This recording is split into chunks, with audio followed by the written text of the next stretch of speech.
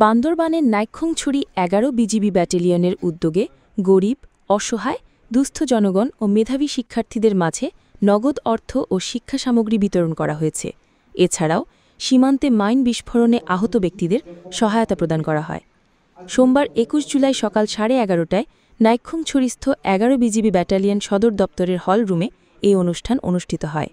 এতে প্রধান অতিথি হিসেবে উপস্থিত ছিলেন ব্যাটালিয়ন অধিনায়ক lieutenant colonel SKM Kafil Uddin Kayes. তিনি সুবিধাভোগীদের হাতে অনুদান ও শিক্ষা সামগ্রী তুলে দেন। এই সময় উপস্থিত ছিলেন বিজিবির সহকারী পরিচালক আল আমিন, কোয়ার্টার মাস্টার, সুবেদার মেজর সহ বিজিবির অন্যান্য কর্মকর্তারা।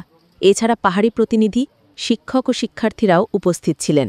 বিজিবি সূত্রে জানা যায়, নাইক্ষ্যংছড়ি ১১ বিজিবি জোনের আওতাধীন এলাকায় বসবাসরত অসচ্ছল মেধাবী শিক্ষার্থীদের শিক্ষা উপবৃত্তি এবং গরিব ও অসহায় পাহাড়ি বাঙালি জনগণের সহায়তায় এই কর্মসূচি নেওয়া হয়।